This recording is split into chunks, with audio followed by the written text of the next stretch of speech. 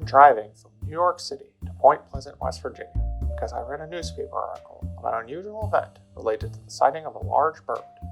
It brought to mind another article regarding the Flatwoods Monster being seen at an old farmhouse in Braxton County, West Virginia. I'm going to investigate to see if it might be a paranormal event.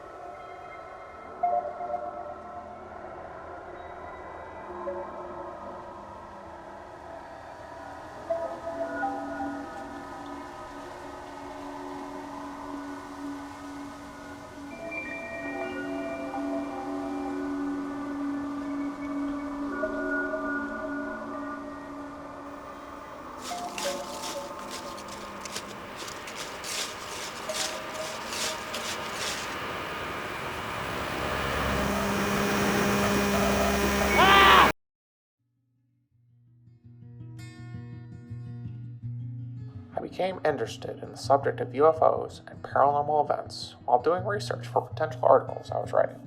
I also wanted to add to my credibility with my peers, like Gray Barker, who did the Flatwoods story in 1952. At the same time, I became more skeptical of these sightings as my journalistic career progressed, preferring to look at why people are saying what they are seeing these strange things, and what those beliefs say about the world around them.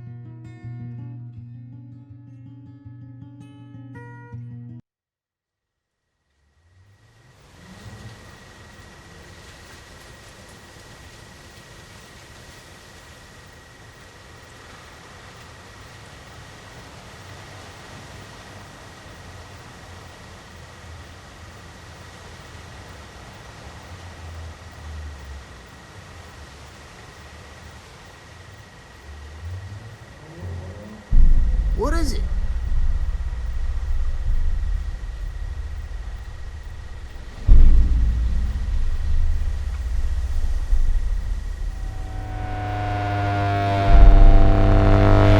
Let's get out of here.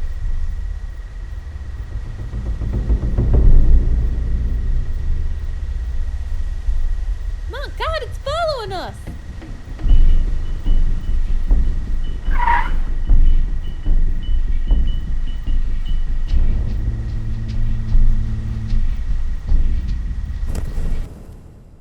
I noticed in the aftermath of the first sighting, more and more reports of flying birds soon come in by the hundreds every week, causing the locals to become anxious, with some searching the TNT site armed with guns in search of the bird. There was also ever more increasing press coverage, eventually naming the bird Mothman, a name inspired by the Batman villain Killer Moth.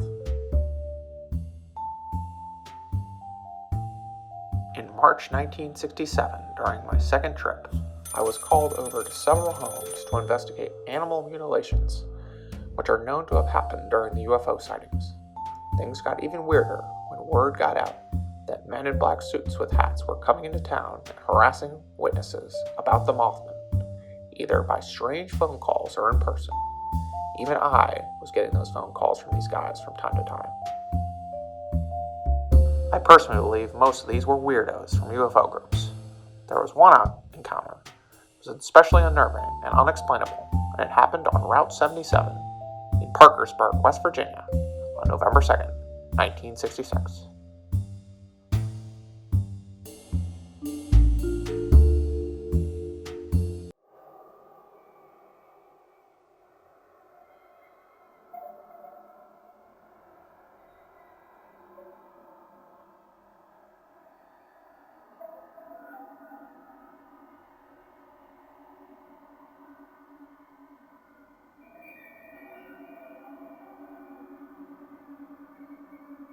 I came to the truck.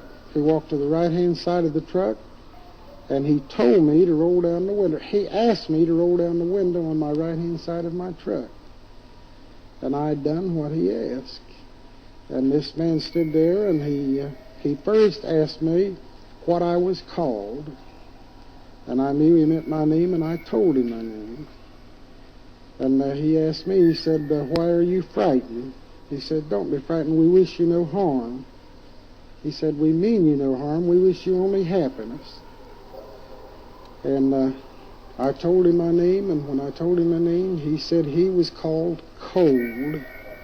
That was the name that he was called by. And again, he told me not to be frightened, which I was. I was very frightened. And as far as I can understand, this was all mental. There was no spoken words from him. I knew what he was asking me, but yet he stood there and his mouth did not move. He had a smile on his face. He appeared very courteous and friendly. And after I talked with him a while, he told me he would see me. He said, we will see you again, and he left in his vehicle. For about a year, there were continuous sightings of the Mothman reported. At the same time, skeptical views suggested witnesses had mistaken animals for Mothman and were therefore the most likely explanations. Several of those Mothman stories were covered by Mary Heyer while she was a reporter for the Athens Messenger, a local newspaper in Point Pleasant. She was also in correspondence with me during that period. At the same time, many witnesses had also reported having nightmares about an upcoming disaster after encountering the Mothman. Mary Heyer told me on November 19th, 1967, about a particular nightmare she had recently, where she saw a lot of people drowning in a river.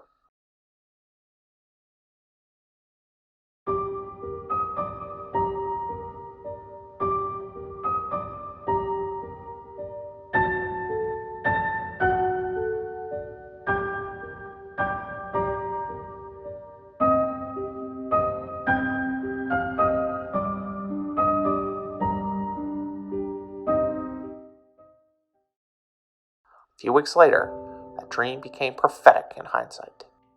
46 people died in the collapse. Several more were injured, and 2 more remain missing. This tragedy made national news and left a deep trauma on the people of Point Pleasant. Many people personally knew those who had died on that day. It was officially determined that the weak infrastructure and rusty bolts were the cause of the bridge collapse. At the same time, sightings of the Mothman and other cryptids declined significantly as the town processed the tragedy. I have a theory that the Mothman and other cryptids came from another dimension to ours through thin places. I think these cryptids may have been created in the locals' minds so they could comprehend something they don't fully understand.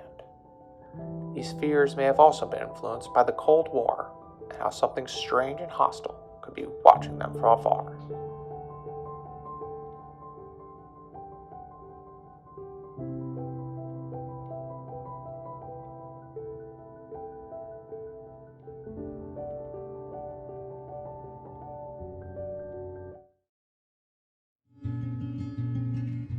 There is one thing I am certain of. The Mothman and cryptids have cemented their place in West Virginia folklore as omens of doom following the Silver Bridge collapse.